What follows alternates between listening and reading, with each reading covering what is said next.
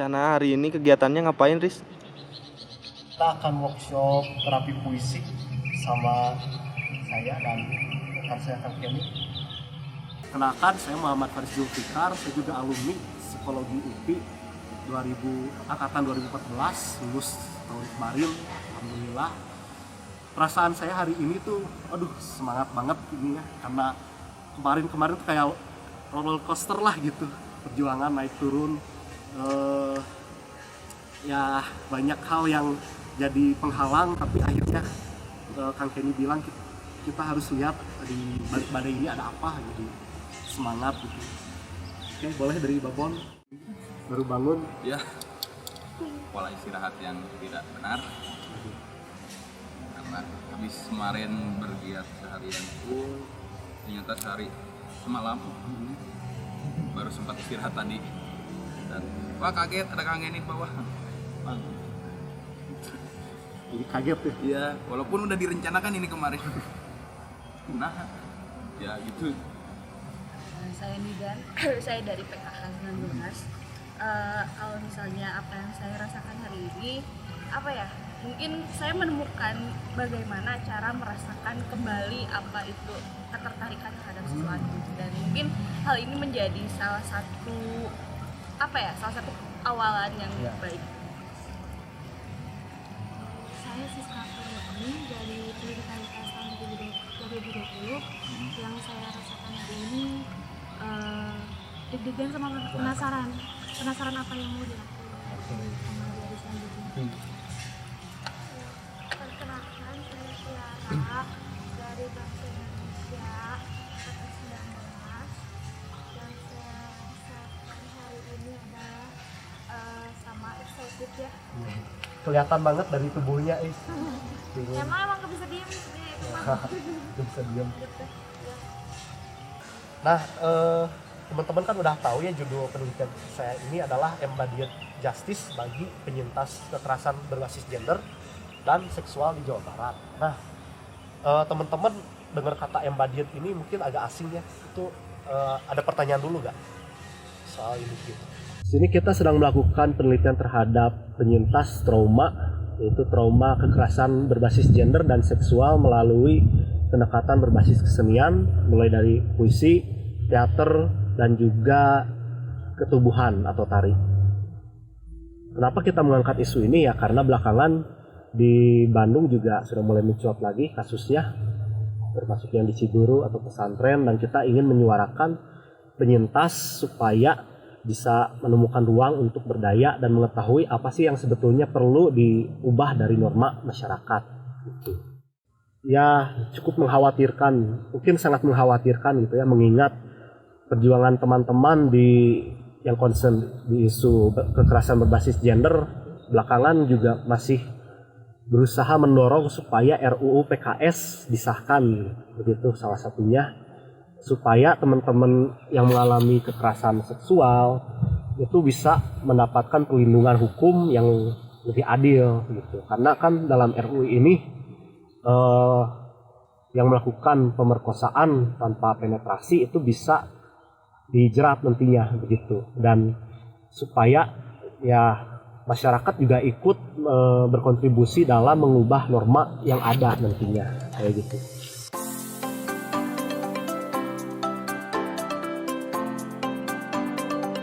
A, si B, si C. Promosi sambil pencet BlackBerry. Tubuh sedang sibuk buka-buka laman Facebook, Twitter, tab, Instagram, dan sebagainya. Aduhai, tubuh sibuk sekali sepanjang hari. Hati sedang di mana ia menyepi? Apa Tuhan turut serta temani? Dialah utusan Tuhan yang paling bisa diberi, melebihi para nabi, para santo, dan para rasul. Jeruk tak membeda-bedakan kasta manusia. Seorang anak ataupun wanita sama-sama menikmatinya menyusup. Di saat jantungku ingin membuang rasa yang melekat dalam sukma, ternyata begitu sulit membuang rasa yang tipis ini. Kalau hubungannya dengan cerita, ya, dari pengalaman yang ya aku alami, gak terlalu berpengaruh, tapi ya ada malu-malunya gitu. Karena di sini banyak pelaku kekerasan, maka ya wajar gitu, orang baru pun misalnya bisa seenaknya melakukan kekerasan seksual atau apa gitu buat cewek. Itulah yang akan kita hindari. Terus gimana caranya dengan lewat puisi? Nah, teman-teman dari puisi yang sebelumnya coba ya disimpan perasaan, makna, kemudian pemahaman yang tadi, tapi sekarang kita tuangkan di format yang berbeda, yaitu stem poetry format. Art based research itu adalah metode penelitian yang masih terbilang baru. Awalnya itu dari Shawn McNiff, seorang peneliti yang mengembangkan pendekatan terapi berbasis kesenian untuk dibawa keluar dari konteks klinis ke ranah penelitian. Jadi pengambilan data, kemudian analisis, itu melibatkan proses kreatif. Dan mulai tahun 2010 itu banyak digalakkan, sampai tahun 2019 sudah mulai banyak bermunculan art based research. Salah satunya yang kita pakai dari bukunya Patricia Leavi tahun 2015. Cukup jelaskah atau masih bingung? Harus coba dulu. Coba dulu. Jadi kita coba ya. Nah, menarik sih dengar jawaban teman-teman, karena dari sisi kemarin pun kelihatan bahwa melakukan awal-awal dulu penanganan yang seperti itu muncul. Ini memang sesuai dengan teori yang pertama adalah yang terjadi alami dan setelah psikis dan kita dari situ belajar buat mencegah hal itu terjadi lagi. Setelah perang Amerika ke Vietnam, Rambo, nah itu muncul lagi istilah baru namanya PTSD yang banyak sekarang terkenal, gitu kan, post stress traumatic disorder. Nah di sini juga trauma berubah dari yang sebelumnya dianggap sebagai kelemahan, sebagai gangguan medis, jadi lebih disorder gitu disebutnya, jadi gangguan mental. Nah di sini gejalanya pun berubah. Nah, untuk alih wahana ini adalah kalau dalam penelitian biasa, penyintas kan akan diwawancara secara mendalam, baik itu di penelitian fenomenologi, deskriptif, atau eksplanatori yang lainnya. Narasi juga termasuk kayak gitu. Dia akan diwawancara secara mendalam, dilihat teks apa aja yang dihasilkan oleh penyintas, misalkan dia bikin jurnal harian atau yang lainnya. Nah, kalau di sini kita membawa penyintas supaya mengungkapkan lewat kegiatan kreatif, yaitu bikin puisi, kemudian pementasan teater, sama ketubuhan tari kayak gitu. Merasa basah di kanan dan panas di kiri. Lalu melihat perubahan gunung menjadi daun jati. Rumah adalah benteng. Di dalam kita akuskan dia anak nakal. Kalau di art based research kita mengumpulkan data dan juga membuat karya sebagai satu kesatuan, bukan kita membuat karya dan data itu bicara soal interpretasi terhadap karya atau lainnya, kayak gitu.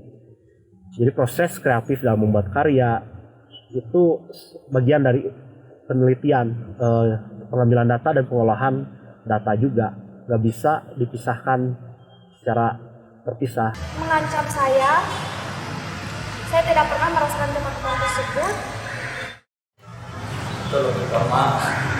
Aku ingin lebih dekat, jadi aku mengenalkan diri sebagai kemudian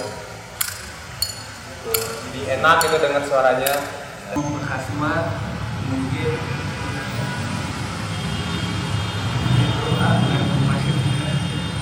Walaupun ini tuh mengingatkan gitu ya, kadang-kadang itu juga menjadi penenang gitu. Nah, kalau yang dilakukan oleh kita adalah saya mengambil data, observasi, kemudian data itu diterjemahkan ke fasilitator lain, yaitu Kenny Fahmi dan Galih Mahara yang kebetulan lebih kuat di sisi senimannya. Dan dari situ mereka ngasih feedback lagi ke saya tentang apa sih fenomena yang keluar dari pas ketika mereka memberi intervensi lewat kesenian kayak gitu. Terus ketika dia nanti Tiara berjalan lagi, terus lelah, nanti ada dialog sifu. Kalau mungkin seolah kayak ngomong gini, kamu sedang menghadapi Tiara, kamu sedang menghadapi posisi yang berat. aku ketika di posisi kamu ini pakai bantal loh, mau nyoba nggak? Lalu dia, nah nanti ketika wah, tapi lama-lama semakin baik dan ya pada akhirnya Tiara jadi kembali inti ceritanya. Di pementasan ini berperan sebagai sutradara dan dramaturgi ya. Jadi konsep keseluruhan dan garis-garis besar yang nanti akan diterjemahkan oleh penata lampu, penata artistik, kostum dan koreografer gitu. Waktu yang menurut kalian itu tadi yang menakutkan. Jadi bisa fokus, belum ada motivasi untuk pertama, belum ada motivasi, hanya berjalan. Dan kalian fokus dan nikmati, lihat sampai detil-detilnya. Sekarang sini, bisa ke sini, ya.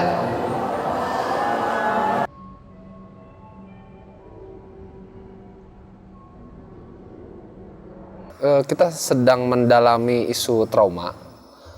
Dari sekian banyak trauma yang terjadi dalam manusia, dalam konteks Bandung saat ini itu kan lagi hangat-hangatnya dan sedang mencuat-cuatnya korban kekerasan seksual berbasis gender. Nah mungkin saya sebagai warga Bandung gitu kan yang mulai banyak kasus di Bandung semacam ingin melakukan sebuah klarifikasi atau mungkin ingin mengcounter balik dari apa yang sudah terjadi saat ini gitu, untuk membela penyintas yang diharapkan nanti masyarakat juga ikut bersama korban itu berpihak pada korban gitu.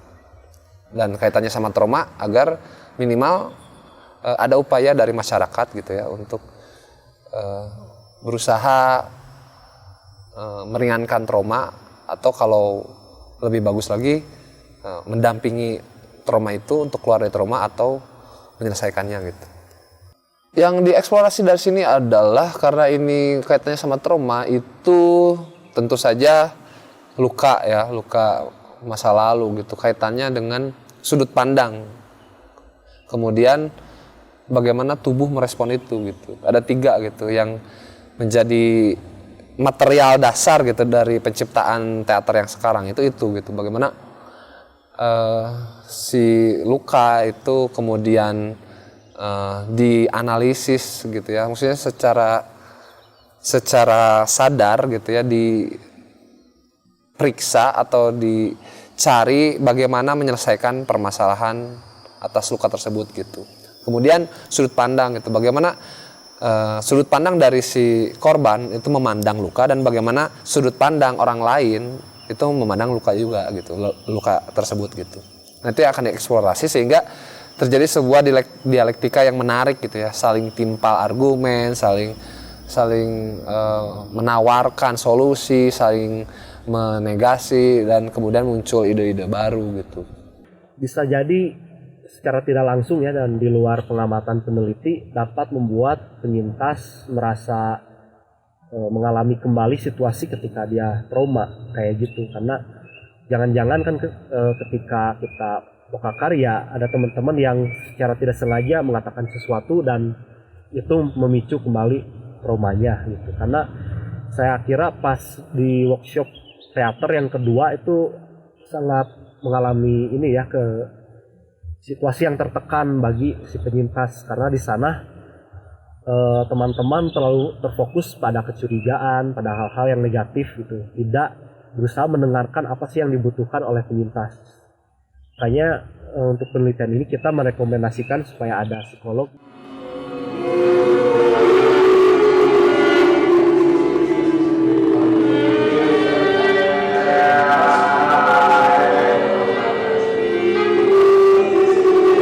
Penyelesaian trauma itu kan kembali kepada keputusan dari si pemilik traumanya gitu. Nah, posisi seni sebagai media ekspresi itu juga kalau digunakan dengan baik gitu ya, mungkin bisa jadi ada efek trauma healing gitu ya. Walaupun dari kami itu hanya sebatas menciptakan ruang gitu, hanya menciptakan ruang yang itu mungkin di realita nyata itu ruang-ruang itu tidak hadir gitu. Nah ini dihadirkan di panggung teater sehingga narasi-narasi yang selama ini terbenam, yang tertutup, terkubur itu muncul semua gitu. Terhenti ketika aku memiliki penyakit berlebihan.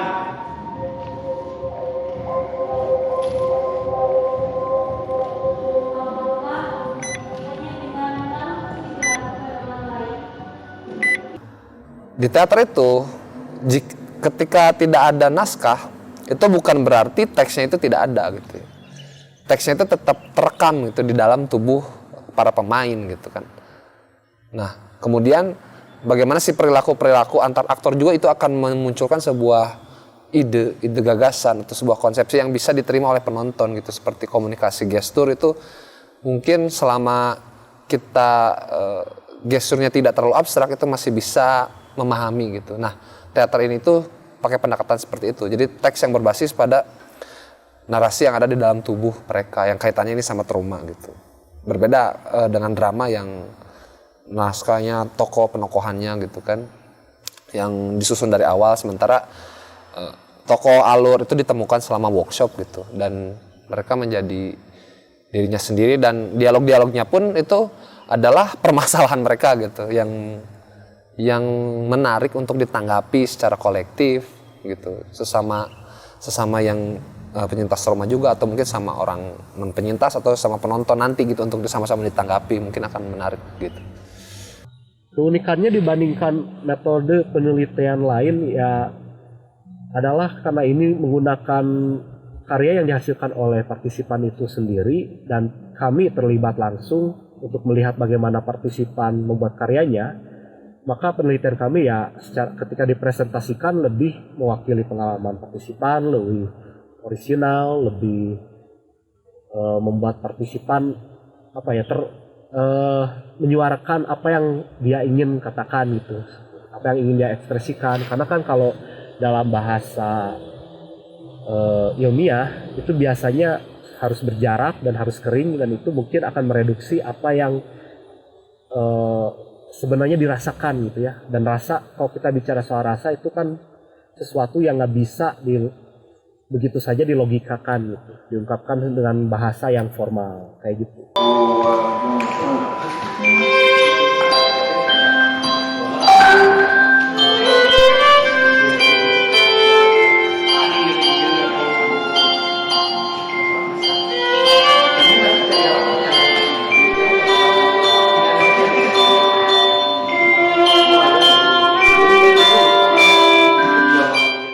Hari ini akan dibuka oleh penampilan spesial merespon atas proses dan juga pertunjukan yang akan teman-teman saksikan.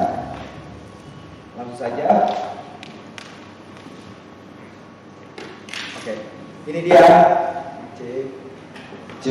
Oke, nah. Ini dia Kiki Amelia.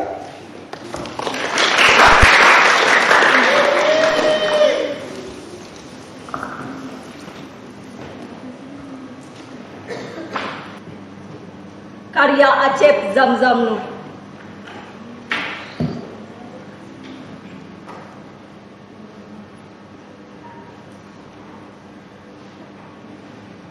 Kau yang diselubungi asap,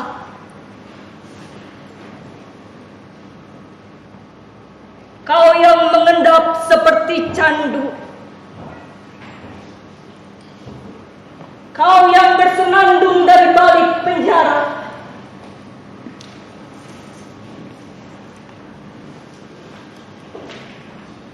tanganmu buntung karena menyentuh matahari, sedang kakimu lumpuh.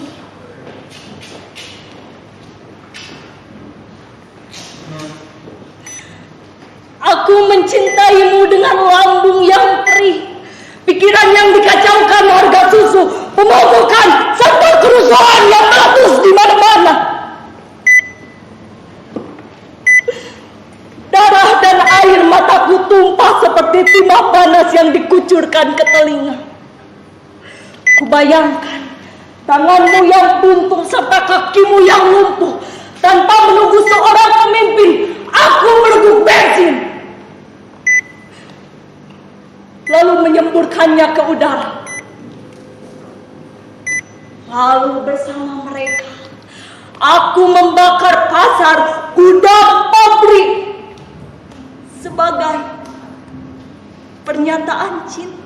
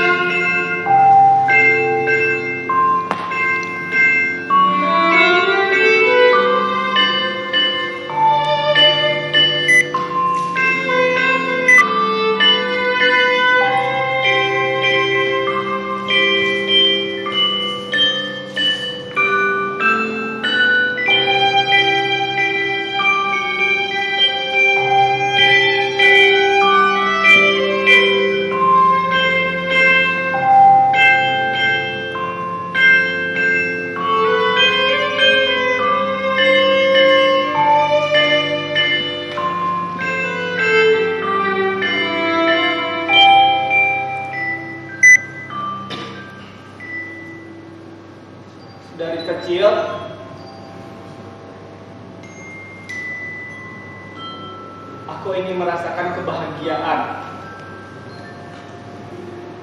menyenangkan, layaknya anak-anak.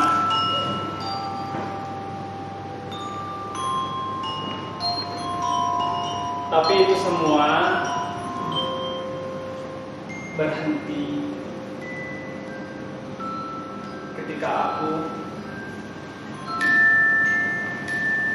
memiliki penyakit. Aku ingin bermain keluar rumah bersama teman-teman sekolah, teman-teman tetangga.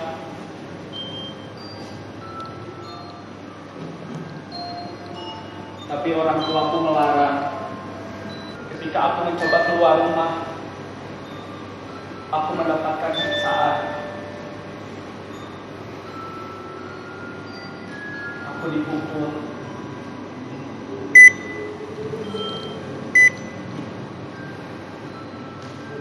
Dari mulai tangan kosong. Rumah tidak selamanya penjara. Begitu pula penjara tidak selamanya jadi rumah. Hal buruk boleh jadi adalah pintu dari hal baik. Setiap hal punya maksud. Kamu hanya belum menemukan maksud baiknya. Apa maksudnya? Jahat, buruk, dan baik. Mengapa ada kejahatan di dalam kebaikan? Mengapa ada kebaikan di dalam kejahatan? Aku tidak dapat menemukan jawabannya. Mungkin nanti. Kapan? Entah. Tidak ada yang tahu. Hal baik dan buruk semua itu relatif. Bagaimana kita makan suatu hal, dan kita akan menemukan jika sesuatu hal yang baik dan buruk berdasarkan apa yang pernah kita alami dan apa yang kita temukan. Apa itu? Ya, jika tidak terhadap orang lain, apakah sendirian itu mengenakan? Bisa jadi sebagian orang. Bisa jadi. Sebagian orang. Sepertinya kita mulai bosan dengan jawaban. Mulai curiga. Curiga apa? Curiga kenapa ada orang-orang yang selalu ingin dekat dengan kita. Orang-orang yang selalu melihat kita, mereka juga mencurigakan. Termasuk kita di sini. Tapi kenapa kita harus saling mencurigai? Perlindungan yang seperti apa? Apakah kalian mencurigai itu? Kita semua mencurigai, tidak kepadamu saja. Sampai kapan kau mau dibodohi dengan rasa percaya pada orang lain? Bagaimana membuat dirimu percaya? Kepercayaan hanyalah celah untuk kejahatan datang pada diri kita. Tapi ada juga kemungkinan kebaikan akan datang juga terhadap diri kita. Kita tidak bisa mengatur apa yang di luar dari apa yang kita bisa atur. Kita bisa mengatur diri kita sendiri, entah itu menjadi orang baik ataupun sebaliknya. Nah, kita atur diri kita menjadi orang baik agar orang lain bisa mendapatkan kebaikan dari kita. Kita atur diri kita menjadi orang yang waspada.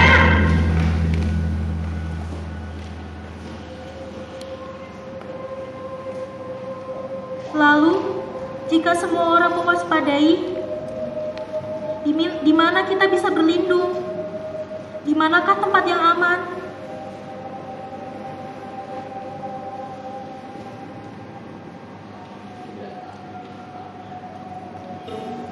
Waktu bagi sebagian orang adalah hal yang menyakitkan. Pantas kalian adalah makhluk yang hidup di dalam waktu itu, tapi kita ternilai dengannya. Karena kita bisa menggunakan waktu dalam waktu, tapi tidak menggunakannya. Semuanya bisa terpisah dengan waktu. Kita bisa menghabiskan waktu segala hidup manusia selalu diatur oleh waktu. Kita tidak bisa mengumpulkannya. Waktu ya Pak. Waktu merupakan wadah di mana setiap kejadian bersimpan. Hari keluarga waktunya Masa lalu ada yang dari depan merasa selesai. masa lalu oleh setiap manusia waktu selalu ada.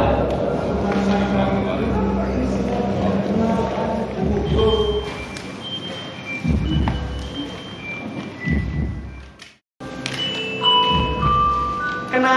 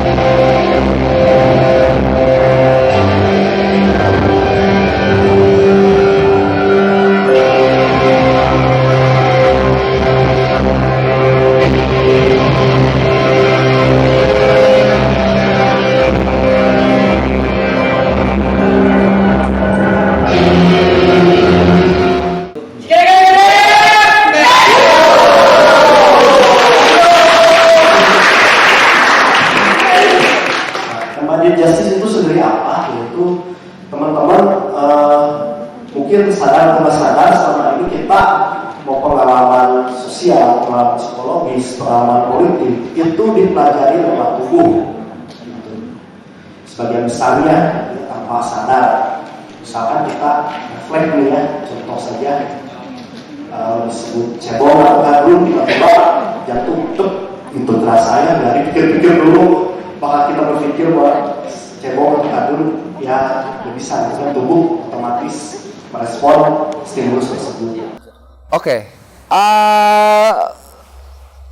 ucapan terima kasih untuk Rutgers sebesar-besarnya gitu ya pada semua jajaran staf Rutgers gitu ya.